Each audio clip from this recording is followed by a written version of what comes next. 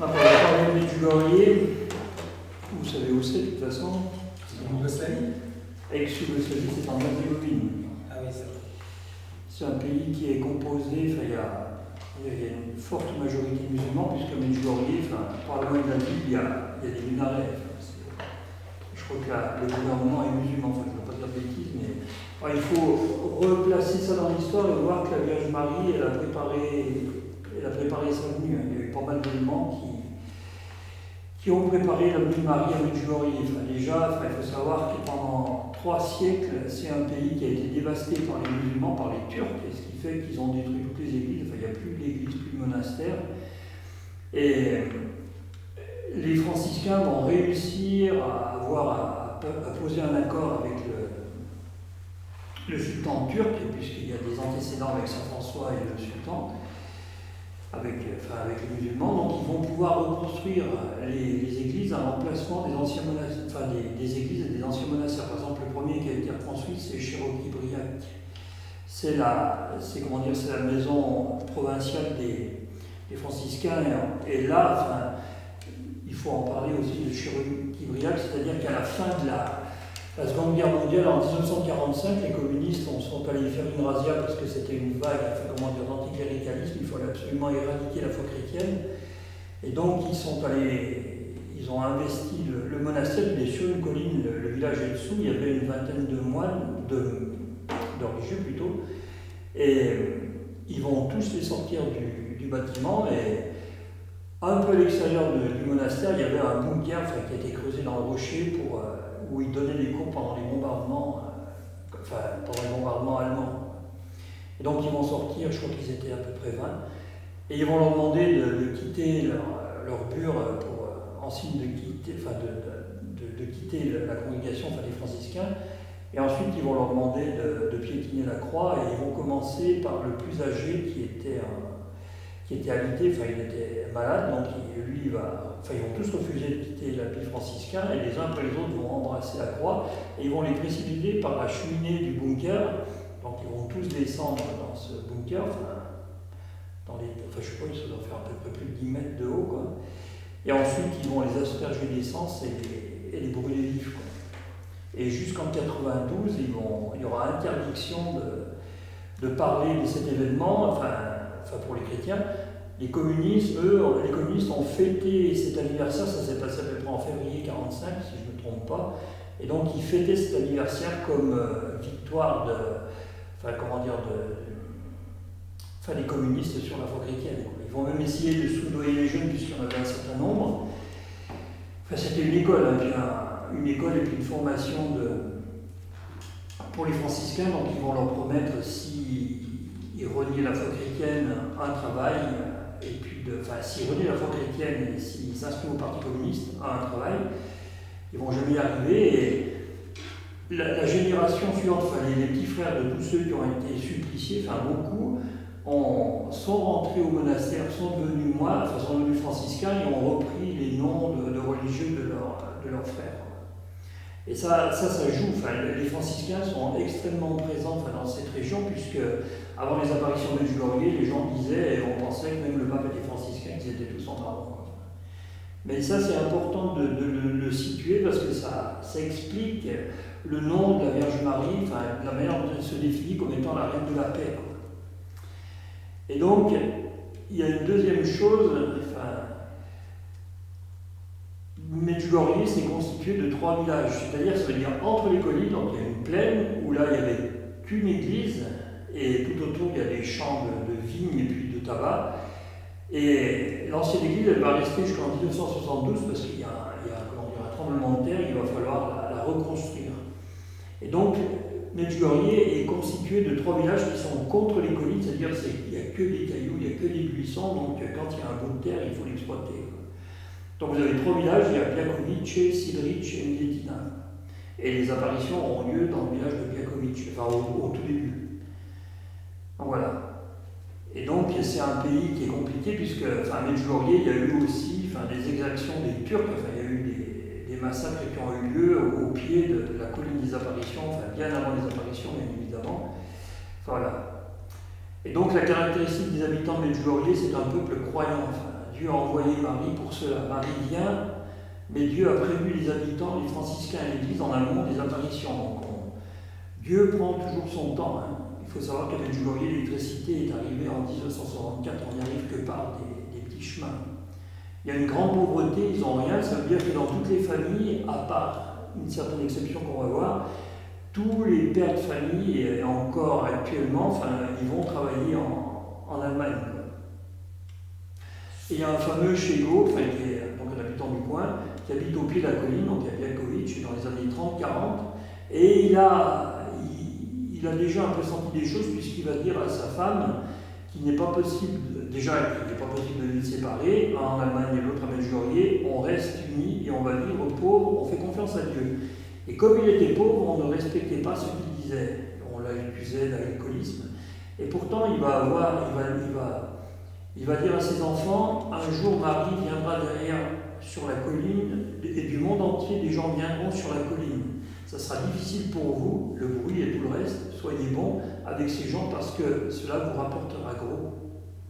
Et il dira aussi, il y aura des Croates qui vont vendre leur terrain aux étrangers, on construira beaucoup de maisons plus grandes que les nôtres, il y aura des rues et tout le monde le prenait pour un fou.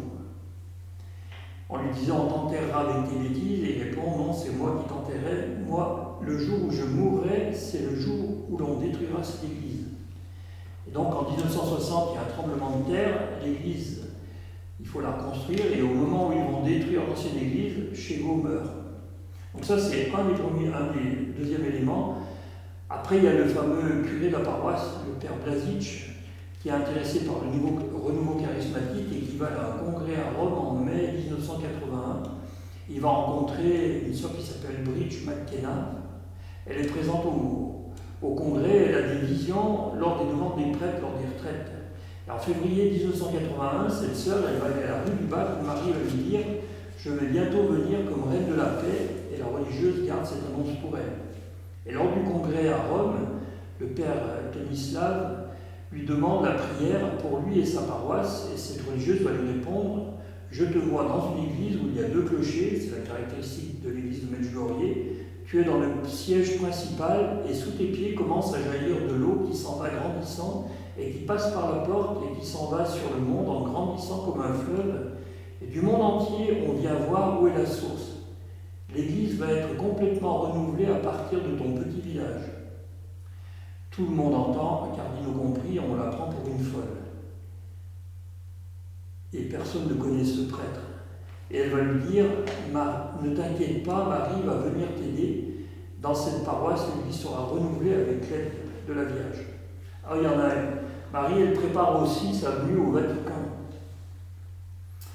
C'est sous Pie XII que ça va se passer. Donc en 1932, il faut savoir que Pie XII, c'était, avant qu'il soit pape, c'était un féru d'alpiniste, il a fait à peu près tous les sommets des Alpes. Et en 1932, après la messe du matin, au petit déjeuner, il va dire à ses secrétaires, j'ai fait un songe.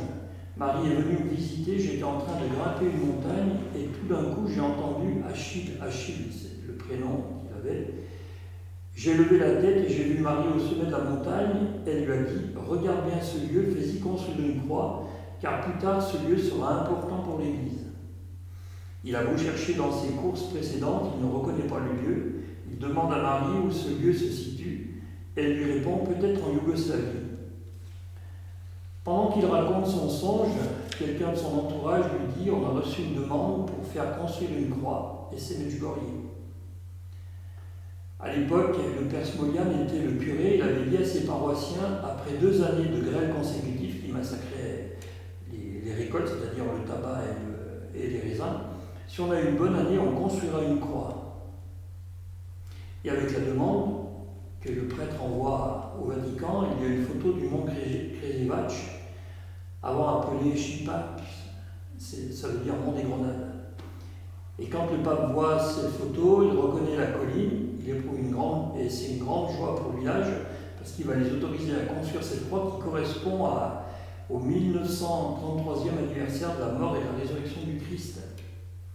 Et donc, sur la colline, encore une fois, il n'y a que des cailloux, il n'y a pas d'eau, il n'y a rien du tout, donc il va falloir monter tout ce qu'il faut là-haut, et en 52 jours, la croix est construite et est assez gigantesque.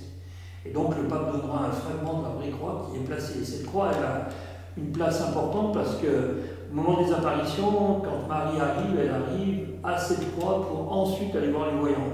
Et à un moment donné, cette croix, elle se mettra un jour, les paroissiens vont sortir un dimanche matin de la messe, elle va se mettre à tourner sur elle-même, il y a une mandorle blanche qui va l'envelopper, et de là va sortir la Vierge Marie, et elle va se manifester aux habitants Medjugorje pendant 25 minutes. Et puis, je vais parler du fameux monastère des franciscains qui ont été suppliciés, qui sont en cause de béatification, le fameux Chiroquibriac. Et là, il y a un franciscain en 1974 à qui Jésus vient le visiter. Il est un peu comme Marthe Robin, c'est-à-dire que beaucoup le connaissaient, allaient le voir pour ses conseils. Et Jésus va lui demander de jeûner pendant 6 ans au pain et à l'eau. Et au bout de 6 ans, Jésus lui demande une année supplémentaire pour quelque chose d'important pour l'Église et pour le monde. Et à la fin de son jeûne de 7 ans, les apparitions commencent sur la colline de Medjugorje. Alors le climat à l'époque, puisque les apparitions commencent en juin 1981, il y a une première phase le 24 et une deuxième le 25, les futurs voyants ne savent même pas que Marie peut apparaître. Voilà, dans le pays, on ne peut pas parler de Dieu à cause du communisme. La foi est combattue, on l'a vu, où ils essayent d'éradiquer la foi, il va y avoir plus de 60 franciscains martyrisés pour leur foi, certains on va les retrouver, d'autres on ne sait toujours pas où ils ont été tués. Et donc oui, on promet aux jeunes gens des emplois s'ils renient la foi et entrent dans une jeunesse communiste. Mais la foi est profonde. Et Medjugorje est l'endroit le plus pauvre de Yougoslavie. Et donc, le 24 juin, Marie est là, sur la colline, avec l'enfant Jésus dans les bras. La particularité, c'est que le curé, le père Yozo, il n'est pas là. Il est en train de prêcher une retraite près de Zagreb, chez les sœurs franciscaines. Les lignes téléphoniques sont coupées à cause de la foudre. Dès le début de matinée de ce jour de fête, Saint-Jean-Baptiste, on avait ressenti une chaleur accablante. Et en fin d'après-midi, 2 jeunes filles du hameau de Biakovic, Ivanka qui a 15 ans et Mirjana qui a 16 ans, sortent faire une promenade. Ivanka était en deuil de sa maman morte 2 mois auparavant. Elle était avec son frère et sa sœur chez sa grand-mère qui était travaillant en Allemagne. Mirjana, elle habitait à Sarajevo, elle est venue en vacances chez sa grand-mère et c'est une personne qui est réservée. Et donc, juste avant, il y a eu un événement, on a retrouvé dans le village 2 chapelets contre la maison de Litchka, enfin, ce sera aussi une des voyantes, un cadeau du ciel, puisqu'on a demandé à tout le monde à qui ils appartenaient. Et donc, le 24 juin, au retour de la promenade, Ivanka, tournant la tête vers le Pot de Bordeaux, c'est la fameuse colline des apparitions, elle vit la silhouette d'une jeune femme resplendissante de lumière. Et elle s'écria « Regarde la Gospa », c'est-à-dire la mère, la Vierge. Et oui, bien sûr, c'est la Vierge. Et Mirjana l'interrompit tout de suite et ne leva même pas la tête vers le lieu indiqué. En arrivant au village, elles rencontrèrent Milka Pavlovic, 13 ans, heureuse de les voir, qui les invita à venir avec elle pour chercher des moutons. Ivanka, ne pouvant plus se taire, supplia ses amis de retourner vers la colline pour voir si la jeune femme y était encore. Arrivée à l'endroit, les 3 filles virent la dame qui tenait un enfant dans ses bras. Ivanka fut encore plus sûre que c'était Marie. Les 3 autres se tenaient pétrifiés. Et la fameuse cousine d'Ivanka, qui s'appelle Litchka, qui fait partie des voyantes, elle avait 17 ans, elle avait terminé sa sieste, elle était à la Mostar pour un examen de maths, elle était dans une école textile. Elle sortit pour rejoindre ses amis à l'endroit habituel où ils se rencontraient. Elle alla vers le Pot de Bordeaux et les voyant de loin pétrifiés, elle crut qu'elles avaient vu une vipère. Arrivée à leur côté, Mirjana, le doigt levé, lui dit « Regarde ici, la Gospa ». Litchka ne regarda pas, prit ses chaussures et s'enfuit, pleurant en arrivant chez elle, pensant que ses amis se moquaient d'elle. Et puis il y a 2 Ivan qui vont s'approcher d'elle, un âgé de 20 ans, et puis l'autre de 16 ans, ce sera un des futurs voyants. Elle leur expliqua ce que ses amis lui avaient fait voir sur la colline et les supplia d'accompagner là-haut de nouveau. « Je n'ai pas le courage, dit-elle, d'y retourner seule. » Arrivés là-haut, ils virent tous les 3 la silhouette de la dame. Ivan, le plus jeune, jeta son sac de pommes de terre et s'enfuit chez lui. Alors, il est allé chez lui Il est rentré chez lui, il est allé dans sa chambre et il est allé dans son lit et il a rabattu les couvertures parce qu'il avait une peur bleue, il ne voulait pas que la Vierge Marie vienne jusque-là. Et donc Vitchka vit clairement une jeune femme splendide, aimable, elle avait une robe gris-argent, des cheveux noirs qui flottaient sous le voile. Autour de sa tête, une couronne de 12 étoiles qui n'était ni reliée ni suspendue. Et de la main, la dame fit signe d'approcher. Tout le monde se sauva.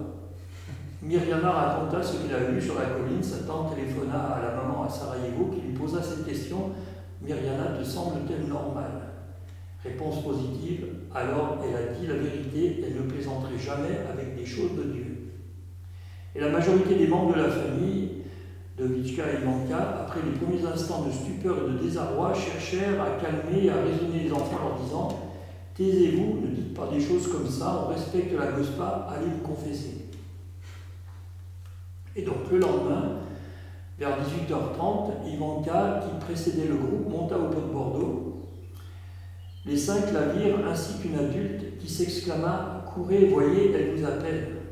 Vitchka redescendit au village, chercher Maria, qui était la sœur de Milka et qui n'était pas retournée avec eux. Elle a vu la Vierge Marie le 24. Et là se trouvait chez elle Yaakov, le cousin de Mirjana, qui avait 10 ans. Il était là par hasard. Et sa particularité, c'est qu'il est fils unique. Sa mère est paysanne et son père était donc travaillait à Sarajevo. Elle leur dit « Allons, la Gospa nous attend ». Ils rejoignirent les 3 autres, Marie leur faisait des signes de la rejoindre, tous étaient frappés de la rapidité avec laquelle ils montaient, survolant les épines ronces et grosses pierres. C'est vraiment impressionnant, enfin, des cailloux, il y en a tant que vous voulez, et des épines, c'est pas mal. 3 éclairs de lumière déchirèrent le ciel, ils tombèrent à genoux, Yaakov s'écria « Je vois la Gospa ». Alors Maria la vit aussi. Ils ne s'enfuirent pas, mais voulurent s'approcher pour mieux savoir qui était cette dame magnifique. Marie était seule. Les 6 se mirent à prier, un Notre Père, un Je vous salue Marie. Marie pria avec eux le Notre Père, resta silencieuse pour le Je vous salue Marie et reprit au Gloria. Ivanka, en premier, parla à Marie et lui demanda comment allait sa maman. Elle lui répondit, elle va bien. Il faut savoir que quelque temps après, Ivanka aura la grâce de voir la Vierge, sa maman, plutôt 2 fois. Il va lui dire « Je suis fier de toi, ma fille, et va prendre soin de ta grand-mère. » Les jeunes lui demandèrent si elle reviendrait. Elle fit signe de la tête que oui.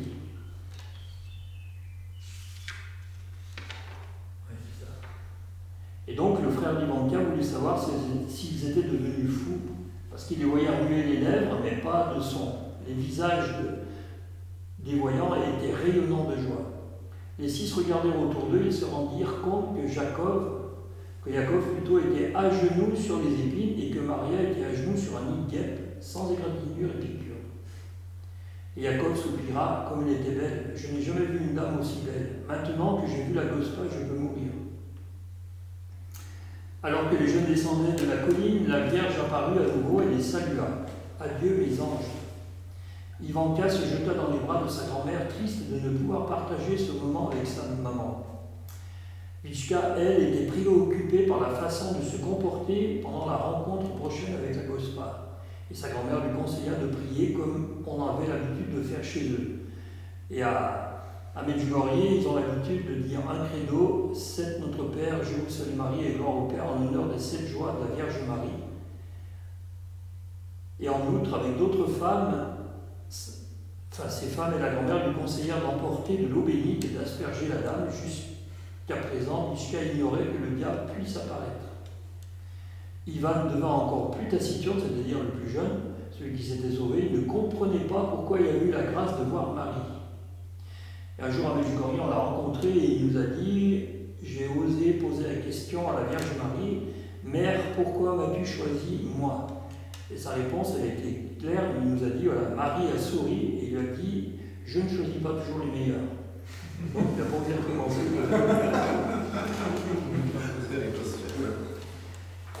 Et donc, Yaakov, lui, de retour à la maison, il court vers sa mère qui reste dubitative et lui dit, tais-toi, tu me fais peur. Il allait dire quelque chose quand la Gospa lui apparut en souriant et lui fit comprendre de ne pas s'inquiéter, qu'il trouverait la façon de calmer sa mère et de lui donner la force pour qu'elle le soutienne. Et donc c'est le cousin de Vitschka qui est allé informer le vicaire, puisque le curé n'était pas là. Ce prêtre, il était aimé des gens par son grand sens de l'humour, et cela ne le troubla pas. Il répondit: à qui il est accordé de voir qu'il regarde, à ceux qui n'est pas accordé et qui ne regardent pas. Et donc, le lendemain, pour la fête du Sacré-Cœur, donc ça c'est le 3e jour, grâce au dire d'un chauffeur de bus qui a mené tout le pays, tout le monde, tous ceux qui montaient dans le bus apprenaient la nouvelle s'est répandue jusqu'à Mostar, c'est-à-dire à plus de 13 km à la ronde. Et donc le 26, une grande foule arriva sur la colline. Vers 17h, ils virent 3 éclairs qui relièrent le ciel et la terre. Il était visible malgré le soleil, et ce signe confirmait la venue de Marie. Elle vint beaucoup plus haut, poussée par une force mystérieuse, les voyants gravir la montagne sans toucher terre. Les voyants étaient assaillis de toutes parts. Et quand le groupe fut constitué, parce que c'était un peu le bazar, il les bousculait, et quand la prière a commencé, Vitschka jeta de l'eau bénite sur Marie, lui disant: si tu es la Gospa, reste, sinon va-t'en. Marie sourit. Encouragée, Myriana lui demandant son nom, et la Gospa répondit: je suis la bienheureuse Vierge Marie. Voilà. Et Marie va regarder les gens rassemblés et fixant son regard sur chacun, dit: pour vous garder tous unis, parce que vous êtes de bons croyants. Il lui pose la question du pourquoi elle était venue. Et ce jour-là, c'est-à-dire 3 jours après le début de l'apparition, c'est-à-dire il y avait 3000 personnes qui étaient présentes. Et comme la fois précédente, la Gospa leur apparut une seconde fois dans la descente et les salua en leur disant: allez dans la paix de Dieu. Avant d'arriver au bas de la pente, Maria quitta le groupe et courut vers la gauche. Elle tomba à genoux, car devant elle, elle voyait la mer céleste qui avait une croix sombre derrière elle. Le visage de Marie était très triste, alors qu'elle disait: mire, mire, mire, c'est-à-dire paix, paix, paix, réconciliez-vous, que la paix règne entre Dieu et les hommes. Donc ça veut dire que le message du Medjugorje, c'est ça. Le centre, c'est se réconcilier avec Dieu, se réconcilier avec les autres et se réconcilier avec soi-même. C'est le concentré du message de la Vierge Marie à Medjugorje. Et le fameux mot paix, mire, il va apparaître au-dessus de la colline du Pot de Bordeaux et ensuite entre les deux tours du clocher, enfin de l'église plutôt. Alors, ouais, donc le premier groupe de voyants, donc il y a les 2 Ivan, plus la sœur de Maria, et puis il y a Vitschka. Donc on voit, voilà, ils sauvent tous, c'est un peu un résumé, hein. Et le 25, ils reviennent, et Maria Pavlovitch va remplacer sa sœur, et l'autre, Ivan, n'est plus là. Alors... Et oui, et dans les personnes qui arrivent, parmi les 2000 personnes qui seront là, il y a un garçon de 13 ans qui vient, il habite, comment dire, pas très loin. Il viendra tous les jours avec ses parents, et ses parents sont amis avec les familles des voyants, et il va aussi devenir ami des voyants, et il va vivre tout le processus des apparitions jusqu'à maintenant, et c'est actuellement le curé de la paroisse, le curé Lango. Et Marie donc descend de la colline, voilà, c'est ce que je vous l'ai dit. Je suis venu vous dire qu'il faut que vous réconciliez avec vous-même, avec les autres et avec Dieu. Et donc les apparitions, elles vont avoir lieu tous les jours pendant 3 ans. C'est-à-dire que la particularité de la Vierge Marie, c'est qu'elle a choisi 6 voyants, et elle a choisi aussi, c'est un peu exceptionnel, mais la paroisse a été choisie au même titre que les voyants. Donc elle apparaît à tout le village, il y a des guérisons, beaucoup de choses se voient, elle conforte dans la foi, c'est-à-dire qu'elle va les préparer avant de donner les messages, elle va les préparer, c'est-à-dire qu'elle va commencer toute une œuvre de réconciliation entre les familles. C'est un peu comme dans les villages, il y a toujours des querelles et ainsi de suite. Elle va commencer par là avant de livrer les messages.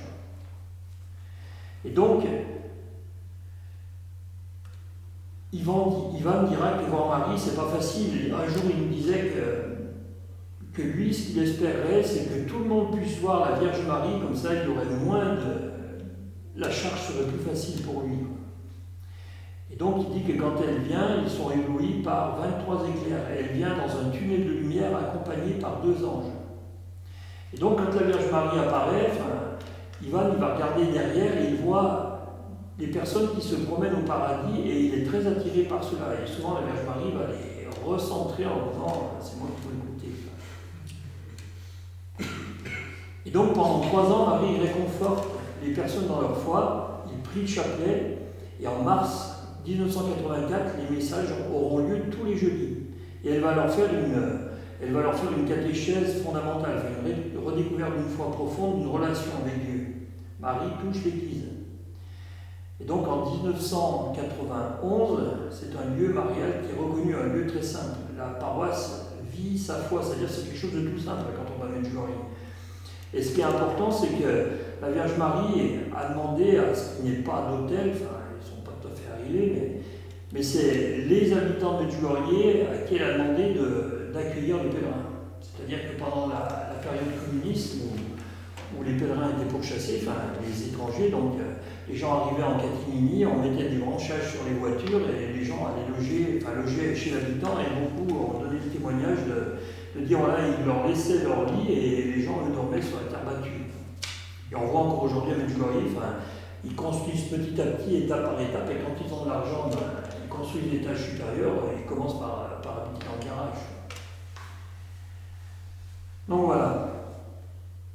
Et il va y avoir différents prêtres qui vont s'occuper de Medjugorje, donc le père Yozo, qui au début est assez plus que sceptique en disant mais qu'est-ce que c'est que ces gens qui vont là-bas dans ces collines, qu'est-ce qu'ils vont y trouver alors que dans l'église il y a le Saint-Sacrement. Donc il est assez, pas opposé, mais assez ferme, il ne comprend pas tout. Là je vais vite en disant ça. Et à un moment donné, dans l'église, il est assis sur un banc et il sent une présence derrière lui, c'est la Vierge Marie. Et ce qui fait que la Vierge Marie va lui apparaître aussi assez régulièrement. Et lorsqu'il sera arrêté par les communistes, parce qu'évidemment, c'est la catastrophe, c'est l'abomination des abominations, ils ont essayé d'éradiquer la foi chrétienne et la Vierge Marie vient se mettre là au milieu. Donc là, ça ne va pas dans leur plan. Et donc il sera arrêté, il sera mis en prison et un jour, la Vierge Marie sera en retard à l'apparition. Et elle va leur dire, voilà, je suis allé visiter votre frère Yozo. Et il y aura un autre prêtre aussi qui va énormément marquer Medjugorje, qui s'appelle le père Slavko. Il est bardé de diplômes, il a deux doctorats en psychologie, il parle je ne sais plus combien de langues, pour être au service de la paroisse de Medjugorje, des voyants et surtout des pèlerins. Et c'est quelqu'un qui va jouer énormément puisqu'il va fonder ce qu'on appelle le village de la mer, où il va recevoir pendant la Seconde Guerre mondiale, la guerre de Yougoslavie, tous les orphelins.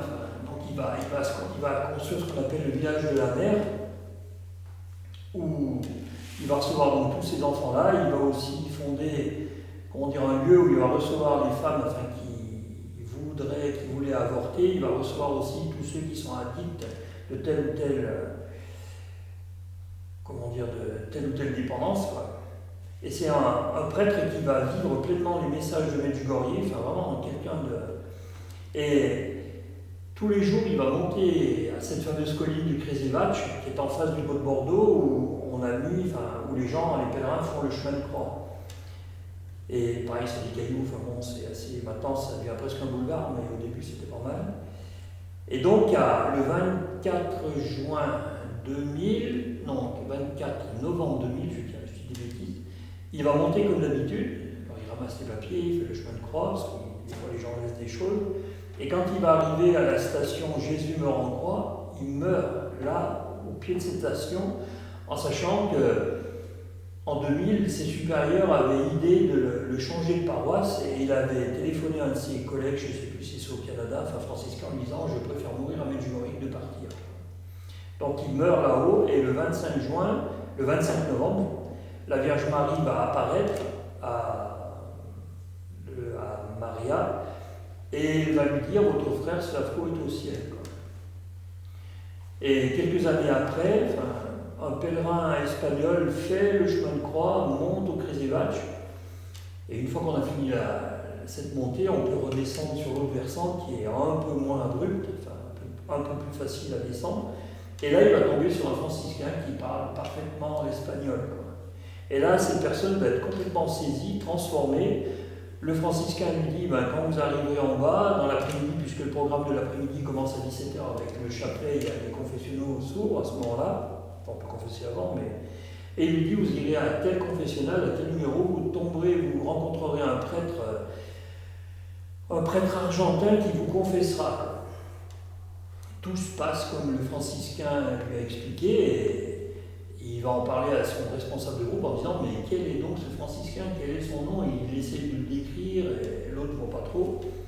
Et après s'être confessé, dans l'après-midi, il va aller au magasin des franciscains, et là il va tomber sur un livre qu'a écrit le père Slavko qui s'appelle Prier avec le cœur. Dedans, on a toutes les prières pour l'adoration, pour la confession, pour le chemin de croix, et ainsi de suite. Et là, il voit la photo de ce prêtre, et ce fameux père Slavko, ça faisait 3 ou 4 ans qu'il était décédé, quoi. Donc, il y a déjà eu des signes qui ont été donnés par lui. Donc voilà, ça fait partie des comment dire. Lui, c'est le cousin. Non, le père Slavko, c'est un père franciscain qui est aussi originaire de Medjugorje, qui est originaire des alentours de Medjugorje, qui lui va jouer un grand rôle dans l'accompagnement des voyants et puis aussi la gestion des pèlerins. Donc voilà. Donc la Vierge Marie, après, elle va apparaître, elle apparaît actuellement, ça a été un peu réparti au début, tout le monde la voyait. Il la voyait tous les jours, et alors on va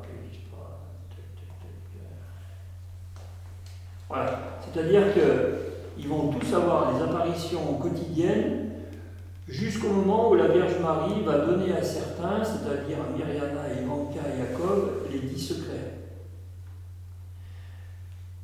Oui, c'est ça. Il y en a 3 qui ont les 10 secrets, donc maintenant, par exemple, pour Mirjana, elle l'a vu, ça a continué encore après, jusqu'en 2012, si je ne me trompe pas. Elle va la voir tous les 2 du mois. C'est une apparition qui est extérieure, donc il y a une foule pas possible. Et donc elle livre le message. Normalement, celui-là, il est adressé aux non-croyants. Et tandis que le message du 25, qui est donné par Maria, c'est le message qui était donné pour les croyants. Et elle, c'est chez elle. Voilà. Mais donc il y en a 3 qui la voient, par exemple Mirjana, elle la voit le 18 mars maintenant, une fois par an, 18 mars pour son anniversaire, c'est ça. Ivanka, elle la voit le 25 juin, jour anniversaire de l'apparition. Et Jacob, le plus petit, lui, elle lui apparaîtra une fois par an le jour de Noël. Alors il en reste 3. Ivan, lui, il habite maintenant aux États-Unis. Donc la Vierge Marie, elle apparaît à Ivan, à Vitchka et à Maria tous les jours. À 18h40, dans ces eaux-là, ça dépend du changement d'horaire. Aujourd'hui encore? Oui. C'est-à-dire qu'elle arrive depuis la croix du Krzevac, et après elle va chez Ivan, c'est-à-dire à Boston, aux États-Unis, chez Maria, c'est-à-dire à Monza, en Italie, et chez Vitchka, à Medjugorje. Quand ils sont là-bas, c'est-à-dire que si un des 3 voyants est ici à l'heure dite, l'apparition a lieu ici. C'est déjà arrivé à Lourdes, c'est arrivé à Vienne, en Autriche, et ainsi de suite. La particularité aussi, la Vierge Marie, elle s'est laissée toucher par les pèlerins. Elle a proposé, certains ont pu, évidemment, il a fallu que les voyants leur tiennent la main et posent la main sur le bras de la Vierge Marie. Et les voyants étaient un peu effarés dans le sens où ils ont vu le vêtement de la Vierge Marie sale, c'est-à-dire les péchés. C'est ça le truc. Donc, voilà, elle est déjà. Donc, certains ont pu la toucher. Elle a donné, comment dire, elle a donné une règle de vie, qui est celle des 5 cailloux contre le Goliath. Déjà, la Vierge Marie, elle disait à Vitchka, il faut que chacun porte sur soi un objet béni, et un chapelet dans la poche. Le démon ne peut rien contre quelqu'un qui a un chapelet dans la poche. Et dans un enregistrement d'un exorcisme, le démon disait par le biais du possédé que quelqu'un qui récite le chapelet dans une maison, la maison est protégée, il ne peut rien contre cette personne. Donc il y a les cinq cailloux. Alors les 5 cailloux, c'est simple, c'est un peu le béaba de la vie chrétienne, c'est-à-dire que ça ressemble à Medjugorje. Le principe même de la Vierge Marie, c'est c'est de surligner l'évangile. Si elle est à côté de l'évangile et qu'elle en dit plus, c'est un des éléments qui prouve qu'elle n'est pas là, c'est pas elle. Donc il y a 5 choses qu'elle demande. La prière. Et la prière, elle va demander d'augmenter, c'est prier, prier, prier, prier. Dans un des messages, c'est ça. Voilà. Elle va dire, chers enfants, de nouveau, je vous demande la prière avec le cœur. Que la prière, chers enfants, soit votre nourriture quotidienne et la prière sera pour vous joie et repos. Elle redira dans un autre message, je vous demande de commencer à prier le rosaire avec une foi vive. Ainsi, je pourrais vous aider. C'est-à-dire qu'au début, il récitait cette fameuse prière que je vous ai dit, ce chapelet qu'on appelle aussi franciscain, les 7 joies de la Vierge Marie. Et là, elle va augmenter la prière en disant, c'est pas le chapelet, mais c'est le rosaire. Elle dira, je vous demande une prière sincère avec le cœur, que chacune de vos prières soit une rencontre avec Dieu dans le travail et dans votre vie. Placez Dieu à la première place. Elle insiste sur la prière en famille, elle dit que quand on rentre chez quelqu'un, il doit y avoir une sorte d'autel, à l'entrée, on doit avoir la croix, il doit y avoir une table sur laquelle il doit y avoir la Bible, et pas simplement une Bible qui est ouverte, mais une Bible qui est lue, avec un chapelet, un cierge. Notre-Dame nous invite également à prier dans nos familles, elle nous a tellement dit 2 fois, mettez Dieu à la première place, ça c'est un voyant qui dit ça, c'est Jacob qui dit ça, dans votre famille, et trouvez du temps pour Dieu avec votre famille. Notre-Dame dit également que rien ne peut plus unir une famille que la prière familiale faite ensemble. Et à un moment donné, elle leur dira, priez au moins une demi-heure matin et soir. Que votre matinée commence par la prière du matin et que la soirée finisse par l'action de grâce. Le soir, si tu t'endors dans la paix et en priant, le matin tu te réveilleras en pensant à Jésus, tu pourras alors le prier pour la paix. Mais si tu t'endors dans la distraction, le lendemain sera embrumé et tu oublieras même de prier. Voilà. Alors,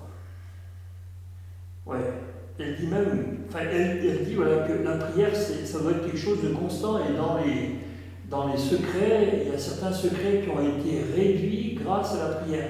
Pour donner un exemple, où on montre un peu, je dirais, la Vierge Marie, elle est quand même assez détendue et c'est une mère.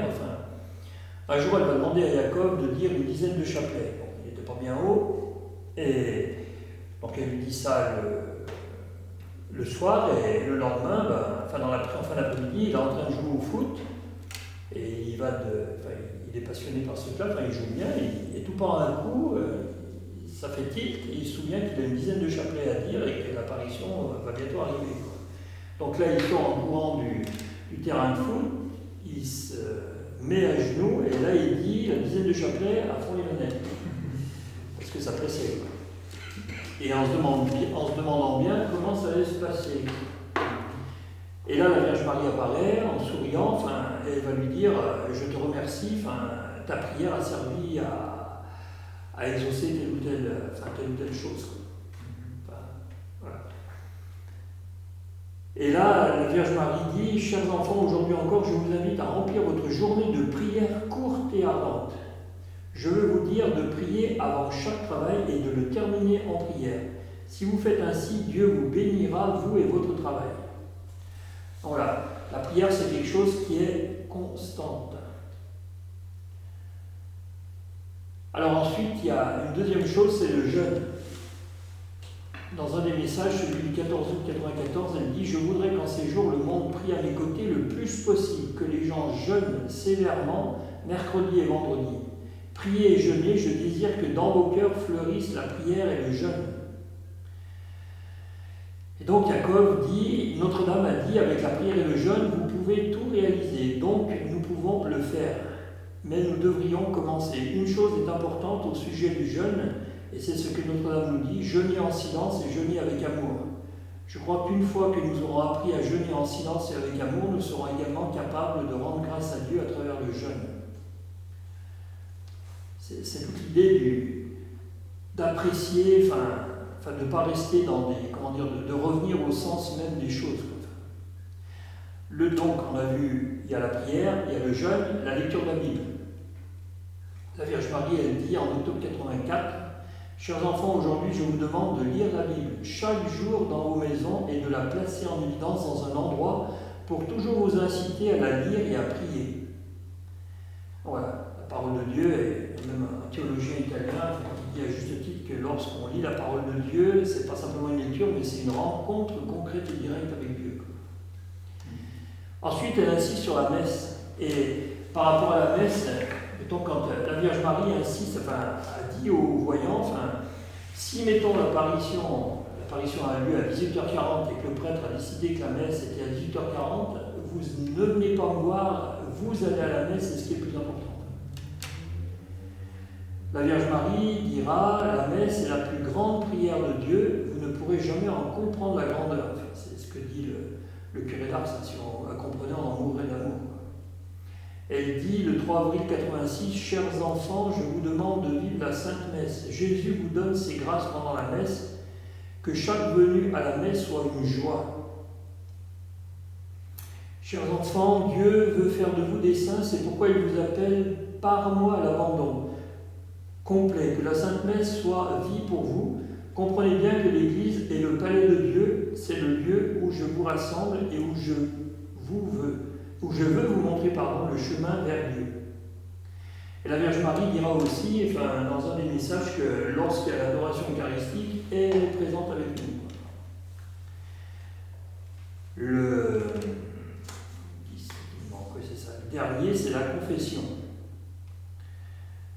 Dans un message du 26 juin 81, elle dit « Faites la paix avec Dieu et entre vous ». Donc c'est ce qu'elle propose aux paroissiens. Pour cela, il faut croire, prier, jeûner et se confesser. Donc c'est ce que je vous disais.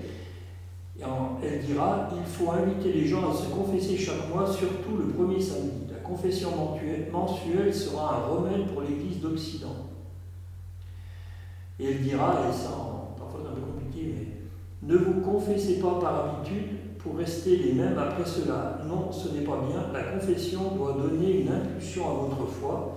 Elle doit vous stimuler et vous approcher de Jésus. » Donc ça, elle a dit 83. Chers enfants, vous savez que le temps de la joie approche, mais sans amour, vous n'arriverez à rien. Commencez donc d'abord à aimer votre famille, vous tous de la paroisse, et alors vous pourrez aimer et accepter tous ceux qui viennent ici. Que cette semaine soit celle où vous allez apprendre à aimer. Voilà, donc la confession, c'est quelque chose de fondamental, et à Medjugorje, on dit que c'est le confessionnal du monde. Enfin, je veux dire, il y a énormément de gens qui viennent se confesser. Vraiment, les confessionnaux, il y a deux bâtiments. Quand on est face à l'église, à droite, il y a les confessionnaux uniquement pour les Croates, il y en a 20 à peu près. Et puis d'autre côté, il y en a autant, si ce n'est plus, où là c'est pour les pèlerins, où quand on arrive pour confesser, on récupère des plaquettes et on prend la langue qui correspond et ensuite on confesse. Moi, il m'a dit, mais déjà, il m'est arrivé plus d'une fois de confesser 7 heures d'affilée. Avec les Italiens, ça gagne quand même pas mal. Mais il y a bien le piège de ce qu'elle dit, de ces confessions qui sont un peu bateaux. Ils arrivent, les gens, il y en a encore pas mal qui ont encore du mal à plonger vraiment dans le sacrement de la réconciliation, c'est-à-dire à ne pas avoir peur. Bon, ça après le démon, il fait ce qu'il faut aussi pour qu'on soit terrorisé, mais d'arriver en profondeur et vraiment de lâcher prise. Ça, c'est un peu compliqué. Il m'est arrivé plus d'une fois de dire à certains, écoutez, si vous restez, j'aurais demandé combien de temps il restait encore, je dis, allez vous préparer parce que ça, c'est pas une confession. Aussi. Ouais, on le sentait, Et après, ce qui est important, à Medjugorje, dans les messages, c'est toujours chers enfants. C'est ça qui est assez impressionnant, et chaque fois les voyants, j'ai assisté à plusieurs apparitions en proximité, et les voyants disent chaque fois la Vierge Marie était heureuse, elle vous bénissait, elle a prié sur chacun d'entre vous, et pourtant pourtant elle est l'Immaculée Conception, je veux dire, elle nous connaît mieux que nous-mêmes, elle sait de quoi on est fait, enfin, elle connaît nos limites et nos faiblesses. Et ça corrobore bien avec ce qui s'est passé au lot à une époque où il y avait ce courant janséniste, enfin d'un Dieu qui punit, qui sanctionne, et ainsi de suite. Et au lot, pendant plus d'un mois, la Vierge Marie va sourire à Benoît Tranquerel, c'est la seule chose qu'elle fera. Enfin, elle a un peu, son visage, enfin ce sourire, il est le reflet de ce qui se passe au ciel. Quoi. Donc la Vierge Marie, elle commence toujours chers enfants. Quoi. Et elle finit toujours en disant merci d'avoir répondu à mon appel, c'est-à-dire que quand on va à Medjugorje, c'est qu'on a été invité par la Vierge Marie. Ça c'est fondamental. Donc voilà. Et des choses, et puis il y a les fameux secrets. Alors, comment dire, il y a déjà eu des signes qui ont été donnés, c'est-à-dire qu'à un moment donné, sur la colline s'est embrasée, elle était en feu, ce qui fait que les pompiers des alentours sont arrivés pour éteindre le feu, et quand ils sont arrivés, il n'y avait rien du tout, et tout était intact. Enfin, il y a pas mal de signes qui ont été donnés, mais ce qui est important, on répond à l'appel de la Vierge Marie quand on va à Medjugorje, et après, il y a tout un travail d'adaptation qui se fait, c'est-à-dire que les 2 ou 3 premiers jours, c'est un peu tendu. On en voit pas mal, ça m'est arrivé aussi le premier coup, où on trouve que le guide est stupide, que le prêtre qui nous accompagne, c'est pareil. Enfin bon, il y a vraiment des combats, parce que l'autre, il est là. Enfin, là où est Dieu, là est le démon, il n'y a pas à tortiller. Quoi. Et à un moment donné, il faut lâcher prise. Après, le piège à Medjugorje, c'est d'y aller à la Sherlock Holmes, c'est-à-dire d'avoir une loupe, et puis d'essayer de trouver tous les indices. Enfin, si on va là-bas simplement pour avoir du merveilleux, on passe complètement à côté du truc. Enfin, il faut se laisser travailler. Enfin, c'est comme ça que ça fonctionne. Et on voit des choses assez impressionnantes. Enfin, j'en ai été témoin plus d'une fois dans les confessionnaux, de voir vraiment des gens que j'avais accompagnés d'une profondeur. Un jeune qui, c'était la deuxième fois qu'il se confessait, on a l'impression qu'il avait fait ça toute sa vie, et puis de manière profonde. Pas comme les Italiens ils ont parfois cette tendance, ceux que je vois à Medjugorje de bien clair, c'est-à-dire qu'à la fin, on pourrait presque publier un livre où on connaît le prénom du chien, ce qu'il mange, la sœur, les péchés de la belle-fille, la belle-mère, la totale. Sauf qu'ils oublient l'essentiel, c'est eux. Quoi. Et j'en ai parlé à des amis prêtres italiens, ils m'ont dit, rassure-toi, c'est comme ça. Quand ils commencent à dire niette, on est perdu. Mais ça ne veut pas dire qu'ils sont tous comme ça, c'est bien clair. Mais voilà. Donc il y a les fameux secrets. Alors je vais vous lire ce que Vitschka a parlé un petit peu des secrets. Donc la Sainte Vierge nous a donné 10 secrets à nous les voyants. Donc à Myriana, Ivanka et Jacob, elle en a confié 10.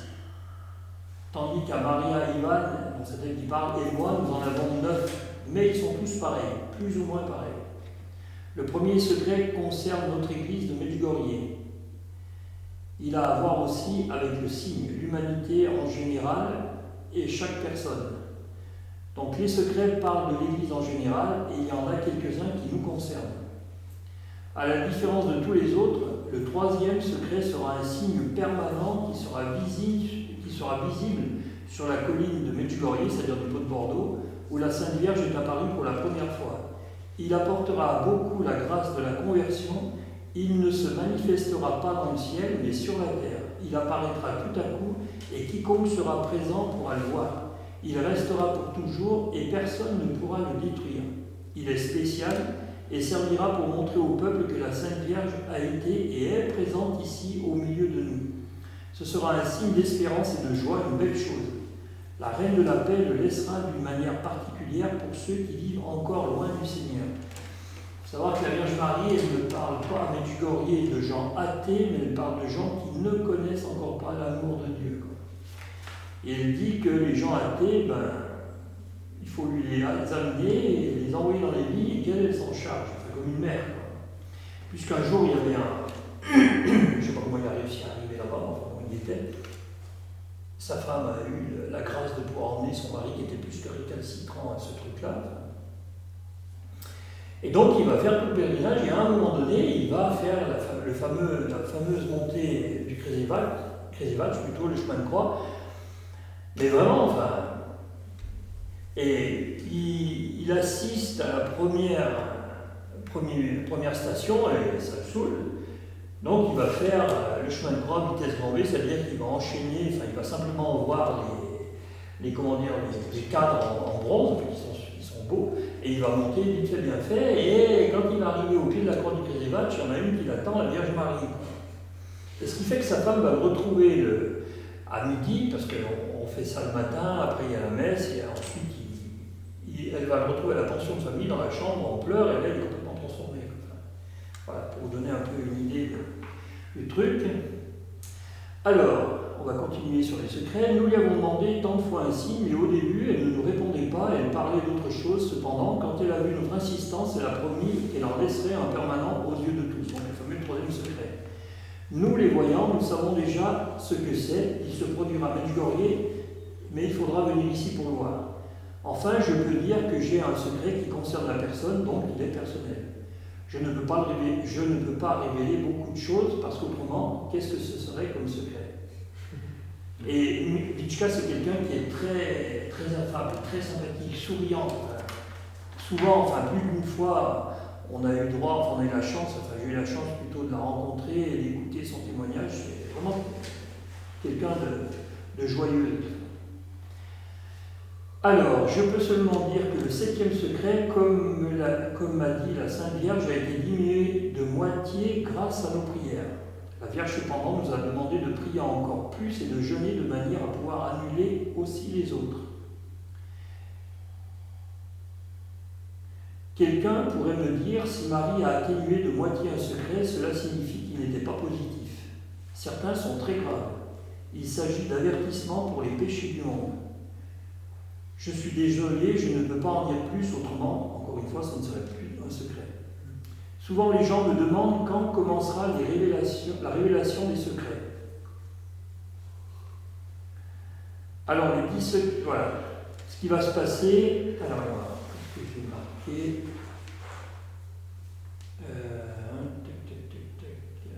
Oui, c'est ça. Et puis après, on vous parlera du parchemin. 10 jours avant que les secrets ne se réalisent, Myriana, elle a été choisie par Marie, se réunira avec le prêtre, qui s'appelle, je ne sais plus son nom, enfin je l'ai rencontré, un prêtre franciscain, pour 7 jours de jeûne et de prière. Puis 3 jours avant que le premier secret ne se réalise, il le lira, lui, et l'annoncera au monde. Puis, à la suite, seront annoncés aussi les autres. Je pense cependant que le mieux est de ne pas parler de ces choses, mais de prier, comme le demande la Sainte Vierge, et comme elle l'a répété dernièrement, parlez moins, priez plus. Alors ces fameux secrets, ils sont à Medjugorje. Ils sont écrits sur un parchemin qui vient directement des mains de la Sainte Vierge et dont Myriana est en possession. Et la particularité de ce parchemin, c'est qu'il est actuellement illisible pour tous, hormis pour Myriana. Voilà. Le contenu ce parchemin, il rapporte par écrit le contenu des événements et où ils auront lieu et quand ils se réaliseront. Le peu de personnes à qui Myriana l'a montré, comme une de ses cousines et une de ses amies, n'ont rien eu d'écrit.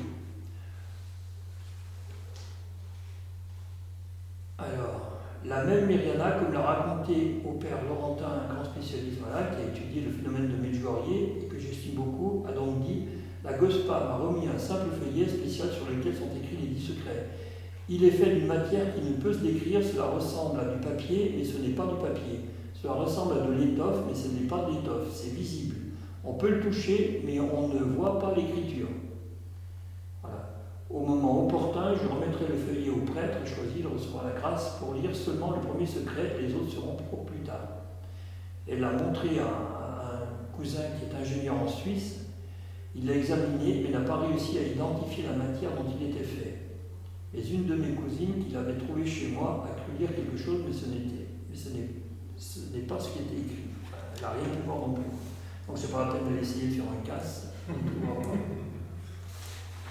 Donc voilà, il y a un petit peu tout ça, mais ce qui est important, si vous voulez, c'est la prière, c'est la conversion. C'est ce que je veux dire, réconcilier avec Dieu, réconcilier avec soi-même et réconcilier avec les autres. C'est ça le message. Et à un moment donné, la Vierge Marie va dire à Mishka et puis à Jacob, donc le plus petit, qu'elle allait les emmener au ciel. Quoi. Et donc Jacob, il va interpréter ça comme départ définitif pour le ciel. Et comme il est fils unique, il va essayer par tous les moyens de dire à la Vierge Marie, surtout pas, moi je suis fils unique, maman a besoin de moi, t'as qu'à emmener Mishka, elle a je ne sais plus combien de frères et sœurs, donc Mishka elle en a, je sais pas combien. Oui, je sais plus combien on a. Je ne sais plus, pas mon papa. Mais et la Vierge Marie va sourire.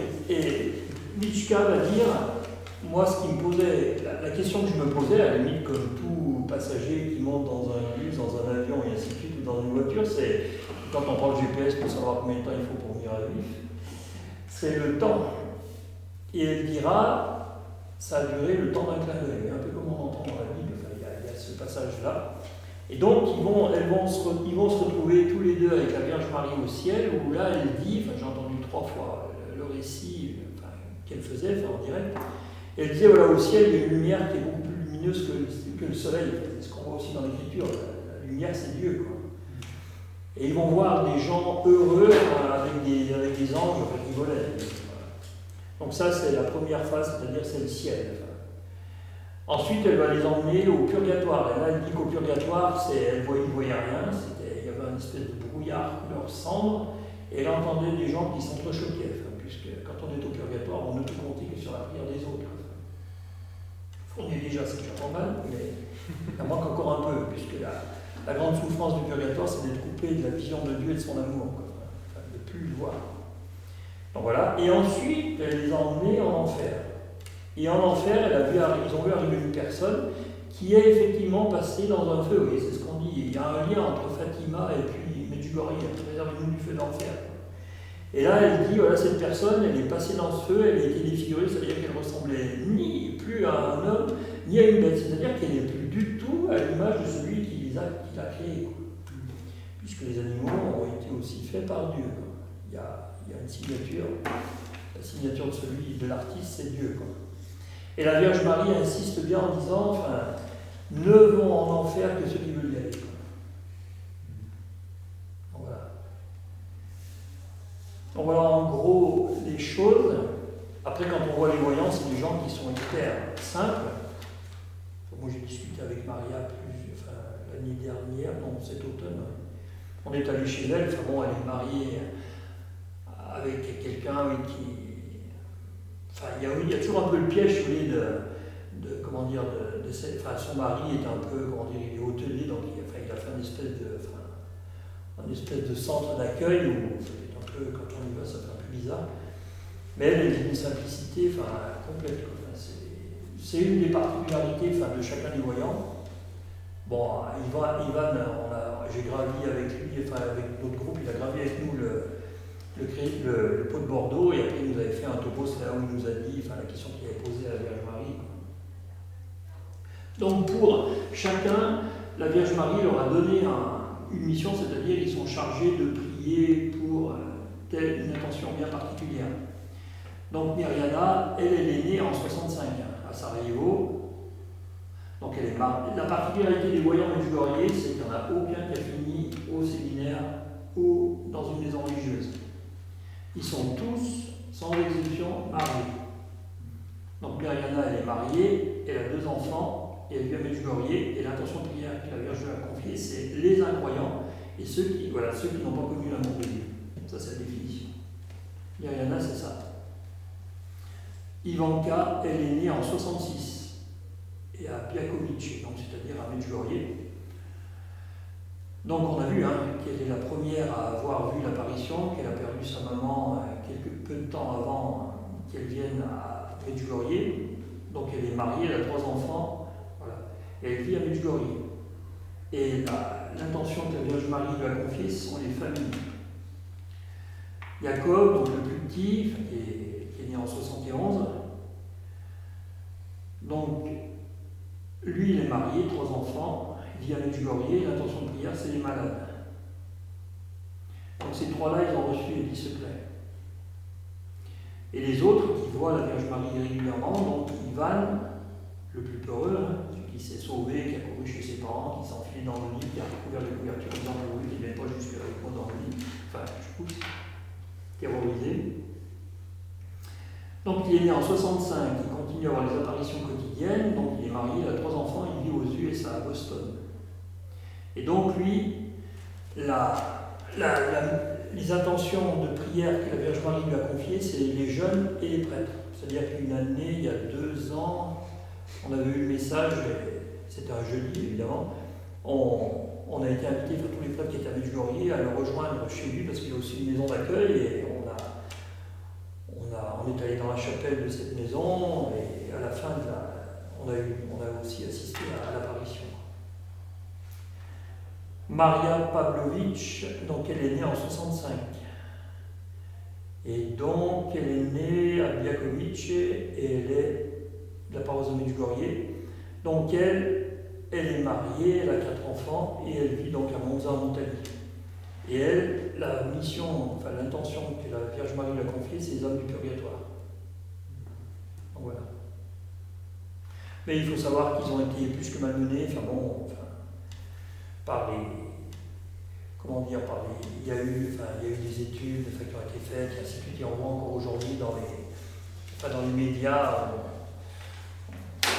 Medjugorje peut avoir une certaine mauvaise presse, enfin, surtout en France, on va dire ça comme ça. Quoi. Mais, comment dire, il y a une invitation, c'est-à-dire que quand on y va, moi quand j'y suis allé,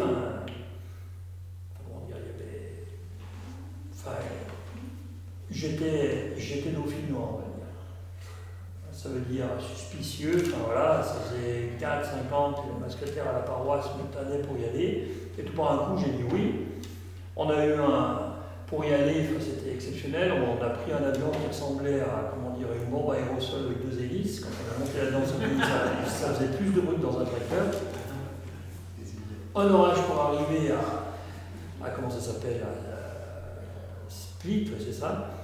Donc il a essayé d'atterrir et il est remonté, il a réessayé, puis le steward qui était le sosie de Frédéric Mitterrand, c'était assez impressionnant. Il s'est assis, il était complètement cramponné, on s'est dit là, on n'a pas besoin de passer la douane, on va aller directement dans le bus. Et on a atterri. C'était assez impressionnant. Et c'est vrai que, oui, il faut du temps, il faut se laisser faire. C'est clair. Et la particularité, c'est que, c'est vraiment une vie de paroisse, c'est-à-dire qu'on vit ce que vit la paroisse. C'est-à-dire pendant qu'on y est, il y a des mariages, il y a des baptêmes, il y a. Ce qui est assez amusant, ce qu'on ne ferait pas ici, sinon on aurait le droit des pétitions. La première messe est à 6h30 du matin et il faut des cloches à la volée.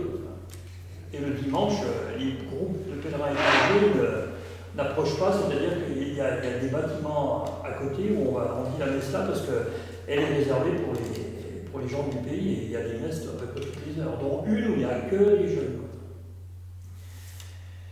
Et donc, comme à une époque, il y avait interdiction de faire la catéchèse, la catéchèse, il la faisait pendant la messe lors des homélies, ce qui fait que pendant les homélies en Bosnie, ça dure une demi-heure facile.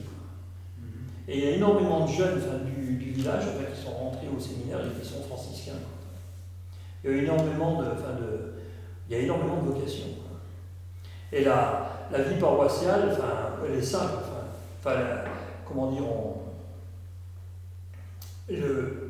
Donc le matin, il y a ces messes, et puis après les messes en différentes langues, c'est dans la journée, nous la messe en français est à midi à l'église.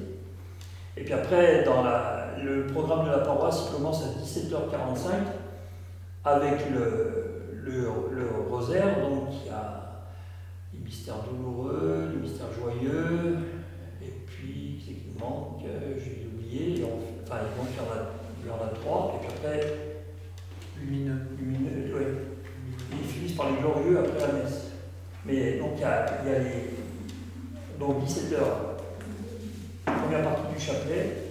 Ensuite, à 18h40, à une époque, il y avait le silence et puis il y avait un morceau de violon qui était joué pour signifier que la Vierge Marie apparaissait, était là. Maintenant, c'est remplacé par les cloches, des cloches à la volée. Et après commence la messe dite internationale, c'est-à-dire où tous les prêtres présents, qu'on célèbre, il y a une rotonde, et puis les gens sont à l'extérieur, sur des bancs, parce que quand il y avait des apparitions d'eux, il pouvait y avoir 5, 6 Italiens faciles, voire plus. C'est en extérieur. Ah, là, c'était à l'extérieur. Pour le moment, c'est encore à l'extérieur. Et puis, après la messe, une fois que la messe est finie, tout le monde se met à genoux et ils disent ce fameux chapelet franciscain. Et une fois qu'il est fini, il y a le dernier chapelet. Et ensuite, maintenant ils enchaînent, il y a soit l'adoration de la croix, soit l'adoration eucharistique, oui c'est ça, ou une autre veillée. Et puis juste après la messe, il y a la bénédiction des objets et la prière de délivrance. Voilà. Et ça c'est pendant ce temps-là on confesse. Et là, après il y a c'est assez bien fichu, donc il y a un bâtiment où dedans il y a des traducteurs de différentes langues, et donc pour aller à Medjugorje, il faut avoir un poste radio avec un écouteur et on prend la fréquence qui correspond à la langue, et comme ça on peut suivre la messe de A à Z. Les parties communes sont en latin pour que tout le monde puisse plus ou moins comprendre. Voilà. Enfin, pour nous c'est plus facile. Une homélie en croate, et quand on n'a pas de traduction, c'est long. C'est très long. Ça se fait plus. Donc voilà, vous voyez le père, le prêtre, moi, je me souviens, qui doit recevoir les secrets, il a un nom, le père Pétard, il s'appelle. Et si vous voulez, tout autour de Medjugorje, il y a déjà, maintenant ça doit s'assouplir un peu, mais jusqu'à il n'y a pas si longtemps que ça, voilà, les messes ne pouvaient être célébrées que dans le sanctuaire, que dans l'église. Parce que tout autour, il y a des communautés, il y a la communauté de l'Oasis, qui est née de Medjugorje, et c'est vraiment une communauté religieuse qui vit les messages de Medjugorje. Et puis après, il y a la communauté du Cenacolo de Sœur Elvira, qui s'occupe de jeunes addicts à la drogue et ainsi de suite. Et elle est née, sa communauté est née à Saluzzo, à côté de Turin. On lui a donné une maison délabrée, et ce qui a donné l'impulsion et l'essor à cette communauté, c'est quand des Italiens lui ont offert un terrain à Medjugorje. Déjà, quand il est allé la première fois, elle a vu que ces jeunes, ils reprenaient vie là-bas. Et après, on va lui offrir un terrain, et maintenant, il y a 2 communautés, une de garçons et une fille, et ça pulse. Il y a beaucoup de fruits à Medjugorje. On voit les fruits du rayonnement de ce qui se passe là-bas. Donc voilà. Après, maintenant, il y a eu des étapes qui ont été faites, c'est-à-dire que maintenant, depuis, parce que là, la feuille, je ne l'ai plus, mais ça fait à peu près 3 ans maintenant que les pèlerinages, que les pèlerinages officiels sont autorisés. C'est même pas 2 ans, ça doit faire un. 2 ans. Quand même des pèlerinages. Pas vision. Mais maintenant, c'est l'archevêque de Paris, l'ancien archevêque de Paris est venu avec son diocèse. Avant, c'était des groupes de chrétiens qui venaient visiter une paroisse. Voilà. Et maintenant, il y a un visiteur apostolique, il y a eu un premier qui était Monseigneur Hauser, qui était un Polonais, qui était recteur d'un sanctuaire, je ne sais plus comment il s'appelle, en Afrique, donc qui était donc le premier administrateur apostolique là-bas, visiteur apostolique plutôt, et il est décédé là du Covid l'année dernière. Donc maintenant c'est un Italien du Sud qui l'a remplacé. Voilà. En gros les choses. Il y a des liens avec Garabandal et d'autres lieux d'apparition qui parlent aussi d'un signe permanent qui doit arriver. Donc peut-être, je n'ai jamais trop creusé. En tout cas, il y aura un signe. Mais ce qui est important, c'est une population qui est pauvre, une population qui est très croyante, et c'est pour ça, la Vierge est claire, je vous ai choisi parce que vous êtes croyants. Elle dit bien aussi qu'elle n'a pas choisi les meilleurs, voilà. Mais c'est marqué et par la pauvreté et par la violence.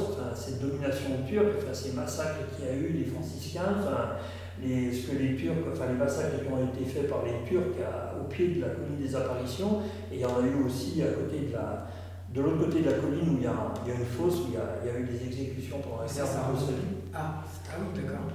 Mais eux Medjugorje était préservé de la guerre en Yougoslavie.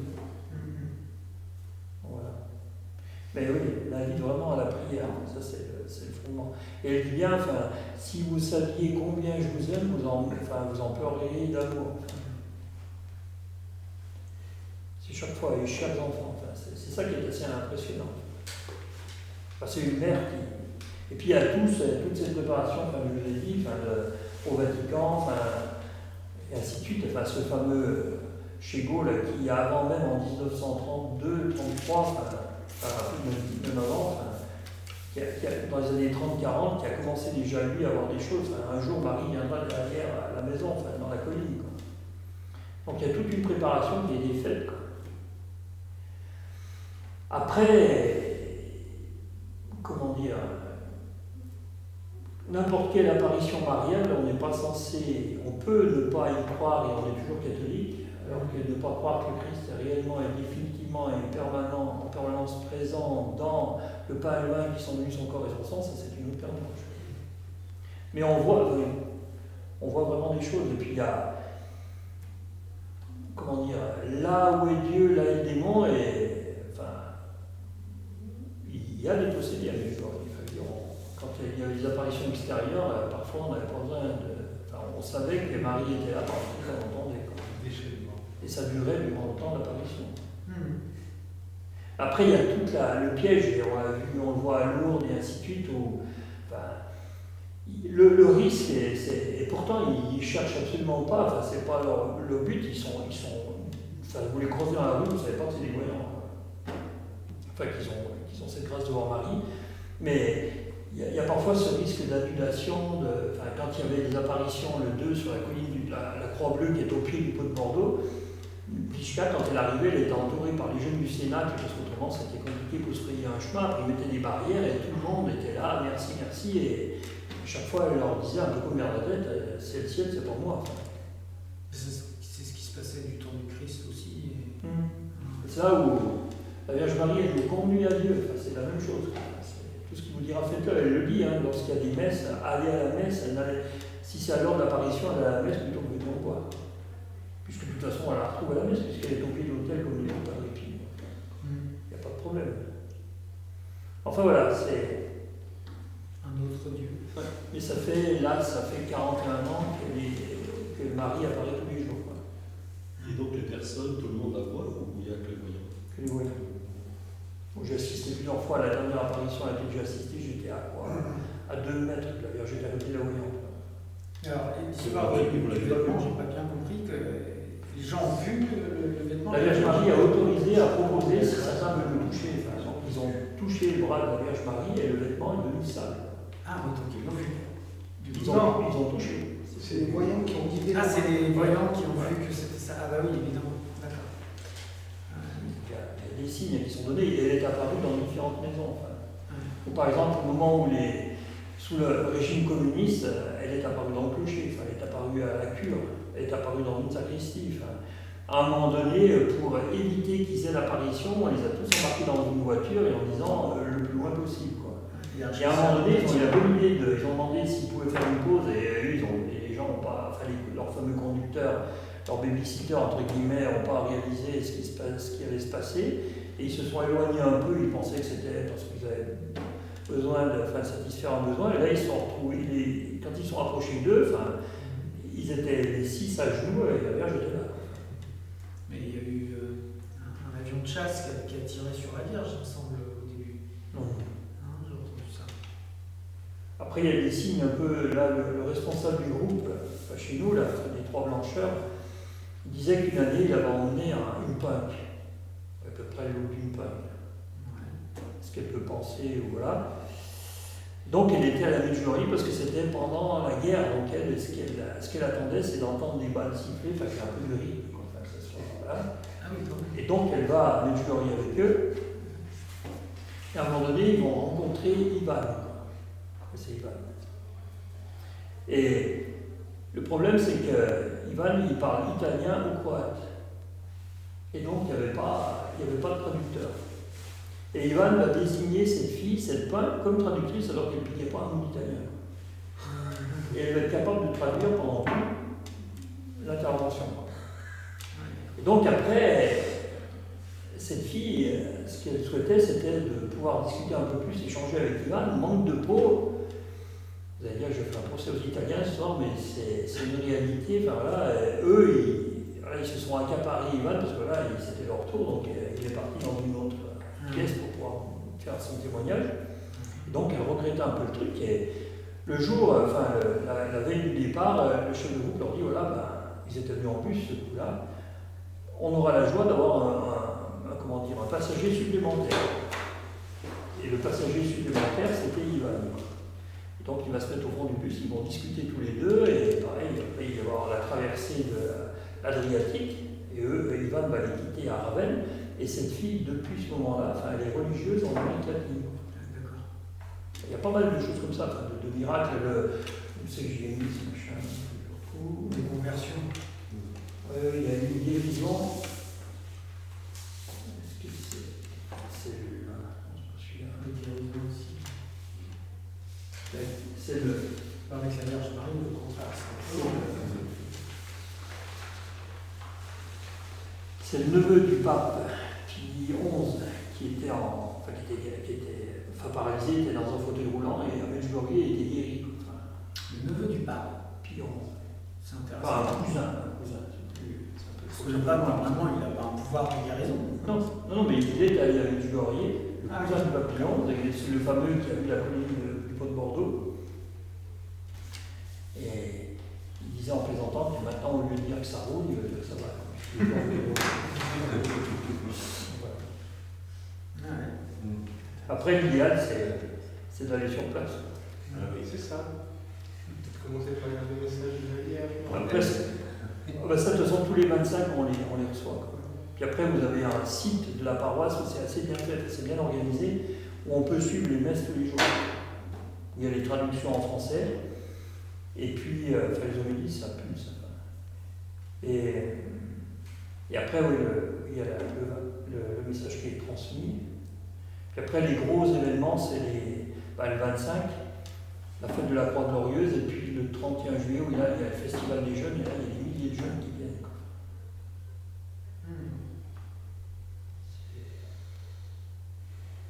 Mais il faut y aller en groupe, il faut y aller en pèlerinage. Enfin, si vous débarquez comme ça, vous allez voir une église maintenant avec pas mal de maisons et ainsi de suite, et puis il y a des magasins de partout. Quoi.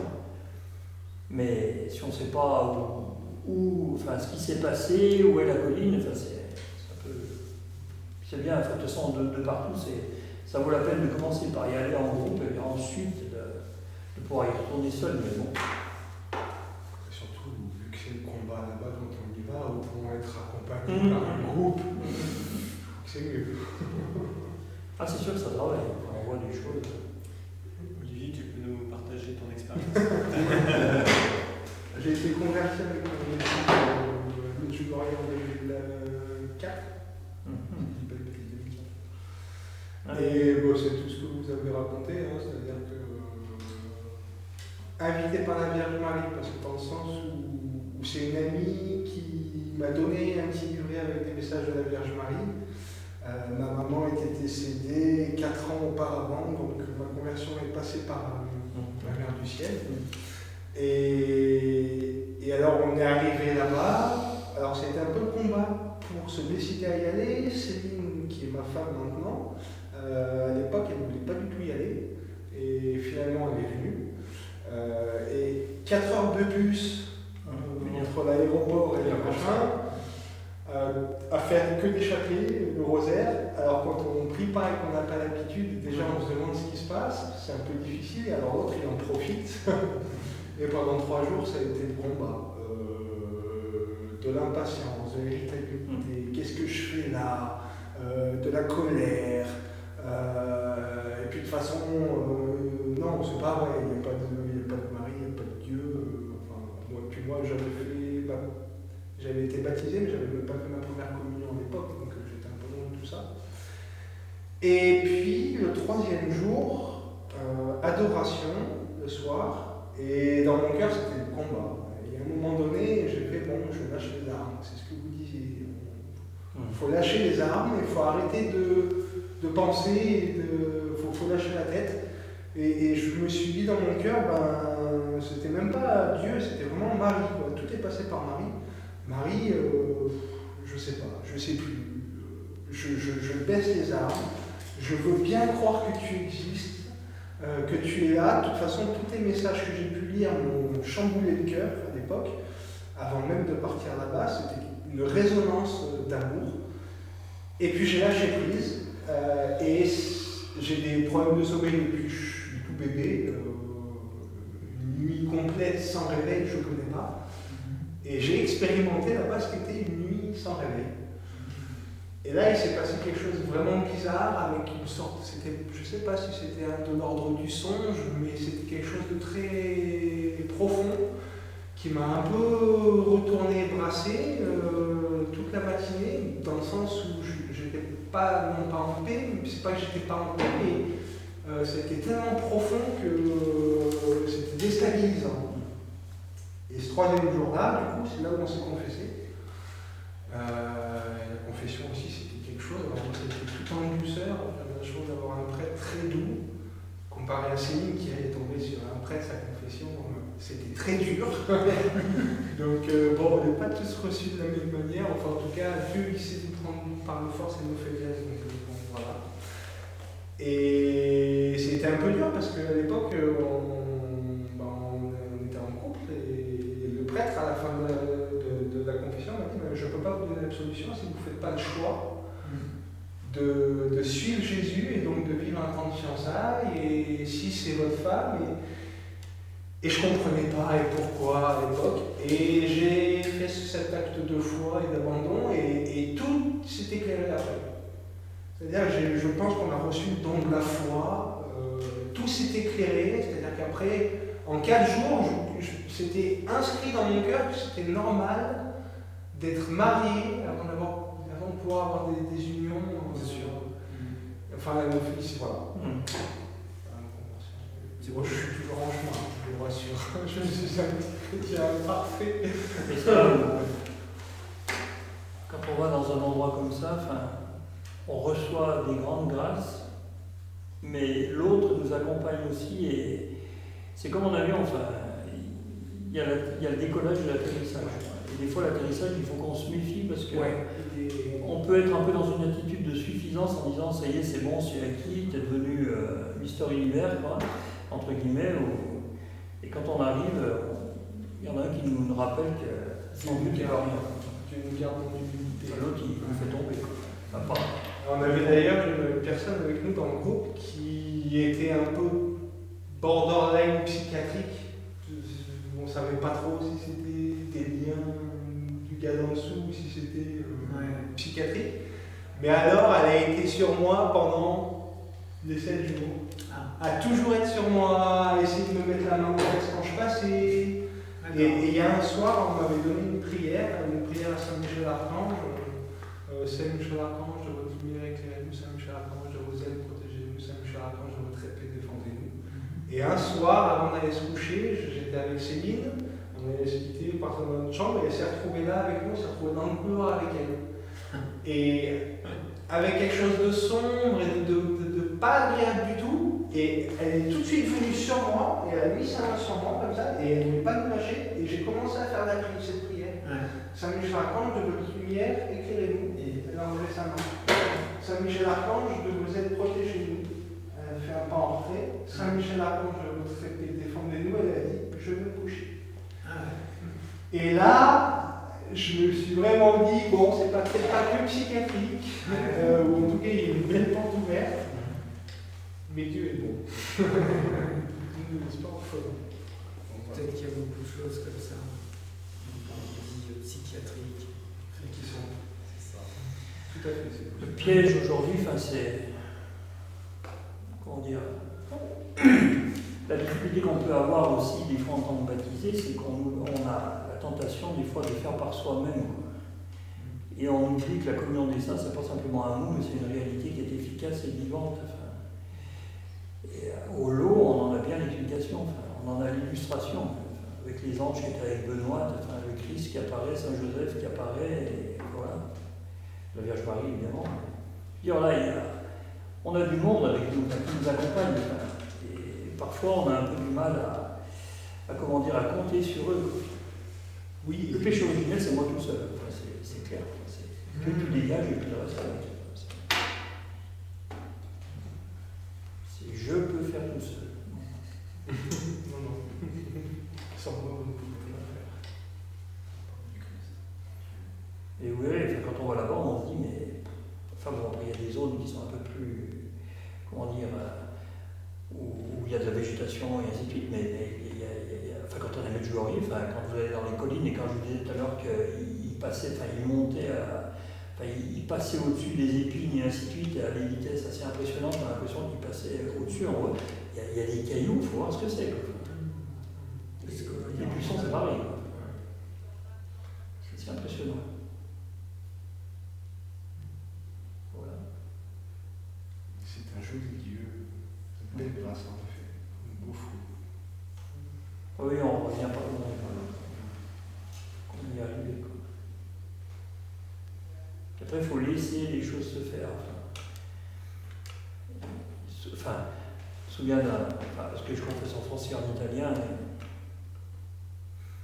il y avait un bus où ils sont arrivés, parce que enfin, des fois c'est le mythe, c'est là où il faut tranquille. Enfin, ils sont arrivés, ils sont débarqués direction tout le monde au confessionnal. Donc c'était 10h du soir.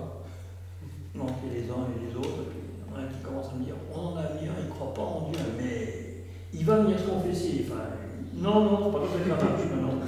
Après le chef de groupe, si, il va venir. Non. Puis quand j'ouvre la porte, on voyait bien qu'il y avait un groupe, puis surtout par un coup, je vois arriver le type. Ça y est, vous êtes catapulté.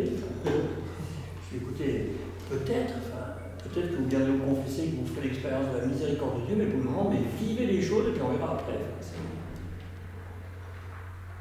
Il y a des choses assez impressionnantes. Enfin, on voit. Mais Marie travaille bien pour que les choses se passent par le cœur. Oui, c'est là où c'est une belle école de miséricorde et d'amour. Enfin, elle est la reine de la paix, mais on a besoin d'entendre de la graine. C'est-à-dire, il faut qu'on ajuste, il faut qu'on arrive à être cohérent entre ce qu'on dit et ce qu'on vit. Et c'est vrai des deux côtés, de la table de communion, pour être clair. Voilà. J'ai quelques questions un peu limpide. Oui. Tout à l'heure, vous avez parlé qu'il y avait un prêtre qui avait jeûné pendant 7 ans. Oui. Vous ne pensez pas que n'importe quelle personne qui jeûne pendant 7 ans voit peut tout voir, le Christ, la Vierge, l'Archange, Mahomet, tout ce que vous voulez. Il faut déjà qu'il tienne. Pardon ? Il faut déjà qu'il tienne. Oui, c'est ça. Voilà, non, parce que c'est hyper long. En plus, il n'était pas tout seul dans une cabane. Il était avec ses frères moines. Donc, c'est-à-dire qu'il ne fait pas que de jeûner, mais il prie aussi. Et c'est ce que je disais, il était un peu un correspondant de Marthe Robin, où il y avait un équivalent, il y avait beaucoup de personnes qui allaient le consulter sur le prêtre. Après, c'est des grâces qui sont données. Ça, c'est.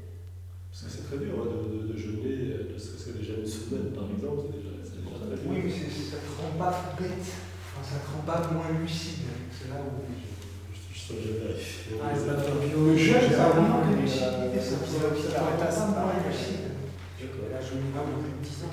Après, ça fait partie des projets de Dieu. Je veux dire, une Marthe Robin qui ne mange pas pendant 52 ans, c'est encore mieux.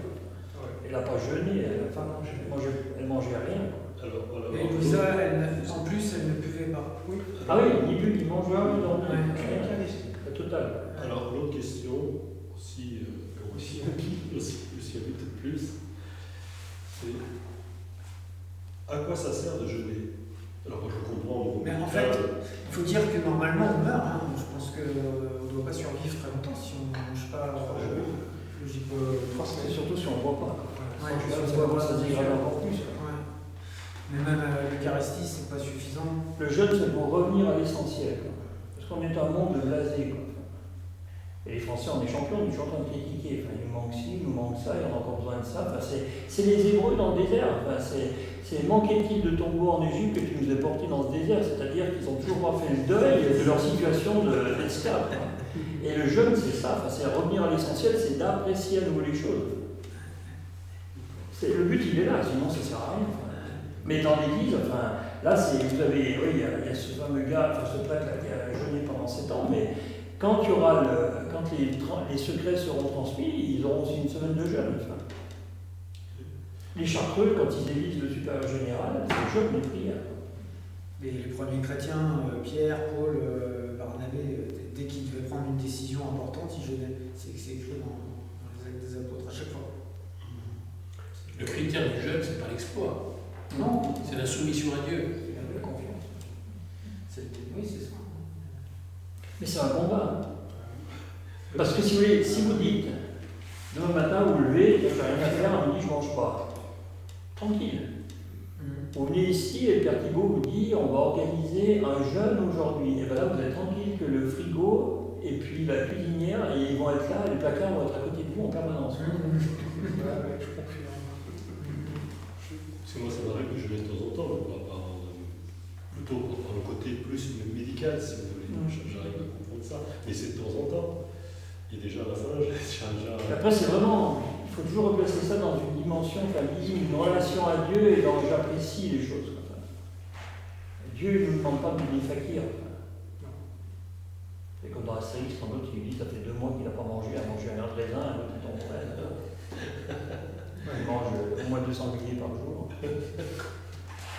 J'ai aussi demandé d'augmenter le temps de prière quand tu jeûnes, parce que si tu ne remplaces pas ce que tu manges en physique par une nourriture spirituelle, que ce soit de la prière, de la méditation, de la lecture de la Bible, en fait tu passes à côté de... C'est l'autre question que j'avais, c'est à quoi ça sert de lire la Bible tous les jours, sachant qu'on la connaît déjà très bien, au bout d'un moment vous la connaissez complètement. On la redécouvre. Pardon ? On la redécouvre sans cesse. Oui, mais si vous êtes marié, Non. vous avez des amis, si vous voulez. Oui. Et bien, à la limite, à quoi ça sert de les voir régulièrement? C'est du mémoire, c'est-à-dire c'est lassant, vous pourriez dire je vais aller sur la Bible. Mais les voir régulièrement, c'est j'apprends à nouveau à les connaître, c'est-à-dire je continue ce cheminement avec eux. C'est ce que je disais tout à l'heure, la Bible c'est une parole qui est vivante, c'est-à-dire que si vous regardez bien, enfin, à la limite amusez-vous à noter. Vous allez dire, ah purée, à Noël, on va encore entendre, ça va être un scoop, Jésus est né. Oui, une fois je peux rester à la maison, de toute façon je le sais déjà. Mais si on y va dans cette disponibilité, c'est-à-dire la prière avec le cœur, un acte de confiance, ainsi de suite, où je me laisse nourrir, parce que c'est aussi une nourriture qui nous est donnée et qui nourrit l'âme, la parole de Dieu, ça veut dire que Dieu il va me parler d'une certaine manière pour cette année-là, pour ce Noël-là. Et c'est la rencontre directe avec Dieu. Et bon, ok. Je vois votre exemple est plutôt très bien choisi. Et alors, autre question. Autrement, tous ceux qui sont mariés, celui pourrait dire c'est bon, j'ai donné. Enfin, je vais cotiser 40 ans, il y a eu une retraite aussi pour le mariage. C'est pas je me suis séparé. Et alors, l'autre question, c'est à quoi ça sert aussi de prier énormément, d'aligner Notre Père, le prochain complètement. Pichka dit qu'un Je vous salue Marie, c'est comme une fleur qu'on offre à la Vierge. Ça veut dire que la prière, ça peut être vu comme quelque chose où je suis obligé. Si c'est obligé, ça veut dire que c'est un contrat, je suis obligé d'y aller, donc allez, je fais mon taf. Comme ça, je ferai un peu comme les témoins de Jéhovah. Enfin, j'en convertis un maximum, comme ça j'ai le maximum de points, et si par miracle, la fin du monde c'est tout de suite, je peux monter dans l'avion et je suis parti dans le charter, je suis sauvé, les autres je m'en fous. Quoi. La prière, il faut vraiment le voir comme que je parle à quelqu'un. Donc si je parle à quelqu'un, si elle insiste sur la prière, c'est je suis en relation avec Dieu et je veux faire sa volonté aussi. Il y a ça derrière. C'est un acte de foi qui est permanent. Je comprends. Et à quoi ça sert de les aligner de suite, puisque c'est la même chose. C'est pas l'intercession d'eux. Oui. C'est au lieu de faire invoquer. C'est ça. Normalement, c'est une méditation. Hein. Tu médites Il y a quelque chose à voir. Si vous regardez par exemple le chapelet, c'est je médite le mystère. Oui. C'est-à-dire, je me centre sur l'intimité du Seigneur, aujourd'hui un fils qui vous est donné. Et après, c'est pour qui je veux prier. Quoi. Par l'intercession de la Vierge Marie. C'est-à-dire que notre prière, elle a le sens que si elle est intercession. Enfin, elle est intercession, ou alors elle est aussi dialogue cœur à cœur avec le Seigneur. Mais après, il y a le piège. C'est-à-dire que dans la prière, c'est comme dans les psaumes. Les psaumes sont une prière. Ça veut dire que dans un psaume, on apprend à dire merci, on nous demande à dire pardon, on nous demande à dire s'il te plaît. Quoi. C'est-à-dire que c'est un dialogue naturel avec Dieu. Parce que vous savez, dans les sectes, ils disent la même chose. Vous savez, dans Adam, c'était homme, ils écrivaient des tonnes d'hommes sans arrêt, des cahiers complets. Oui, mais là, si vous voulez, c'est la méthode Coué, c'est-à-dire le gourou est le plus beau, le gourou est le plus beau. C'est-à-dire que c'est une paralysie. Enfin, tandis que là, la prière est une arme. Enfin, si tout le monde se met à prier, enfin, demander vous obtiendrez, le mal est éradiqué. C'est-à-dire qu'on n'a plus besoin de dire que ta volonté, enfin, que ton règne vienne. On est aussi rendu participant et on a les clés, on a le bouton pour appuyer pour que ça vienne plus tôt. C'est-à-dire qu'il n'y a pas que Dieu qui doit venir prier toutes choses, il y a aussi nous, on est mis en capacité pour que le règne de Dieu il vienne maintenant, que le mal il soit éradiqué. Évidemment qu'on est rattrapé par nos propres faiblesses et que l'autre, comme il nous connaît bien, il sait où mettre la peau de banane pour qu'on tombe et qu'on fasse plus que de tomber. Voilà, c'est ça. Mais la prière, c'est vraiment un acte d'amour qui est posé. Enfin, c'est ça. Enfin, je m'adresse à quelqu'un. Enfin. Et oui, on voit bien la Vierge Marie, le coup de Jacob, il a dit la prière à la vitesse du TGV et pourtant il dit merci. Enfin, ça a été, ce que j'avais demandé est exaucé. Enfin. Alors, moi, j'arriverais à comprendre si on ne répétait pas la même chose. C'est-à-dire qu'il y a notre Père, après je veux saluer Marie, puis après je ne sais pas quoi, et puis après autre chose, vous voyez. Oui, mais alors que là, c'est toujours pareil. Le curé d'Ars, il dit bien que la prière, c'est ce qui oxygène mon âme, c'est ce qui oxygène l'âme. Ma respiration, c'est la prière. Ça, J'espère toujours et bien après, il y a différents styles de prière. C'est-à-dire qu'il y a le chapelet en est une, et le chapelet, c'est ce que j'ai dit tout à l'heure, dans cet exorcisme qui a été enregistré, le démon dit celui qui récite le chapelet, je ne peux rien faire contre lui. C'est-à-dire que c'est un peu l'anti-moustique.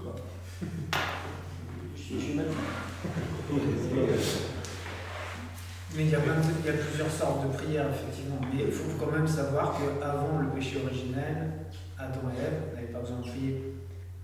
C'est une conséquence du péché originel, et la prière, c'est ce qui nous permet de parler. Ils étaient déjà en dialogue avec Dieu. Ils étaient en dialogue permanent. Mais il n'y avait pas de prière. L'intercession, non, mais c'était pas un besoin qui demandait l'amour. C'est ça que je veux dire, oui. On a besoin de prier pour communiquer avec C'est Dieu. je parle. Et puis, est-ce qu'on est obligé de tout comprendre? Non. Pourquoi des chapelets? Pourquoi des rosaires? Non, il y a quelque chose de mystérieux, Et puis c'est quelque chose qui nous a été donné par Dieu. Ça veut dire qu'il nous connaît mieux que nous-mêmes et il sait que cette prière-là, elle nous est bénéfique. Il y a un aspect surnaturel. Ah ben oui, c'est quelque chose qui nous dépasse, mais ça porte des fruits. Si vraiment tu veux comprendre, il faut faire. Et Dieu Mais nous donne la grâce de comprendre. je ne sais pas si la prière de la fameuse Monique, Sainte Monique, qui a prié pour le fameux Augustin, qui faisait des pires que pense. Je veux dire, c'est le plus beau des cadeaux que vous puissiez donner à quelqu'un.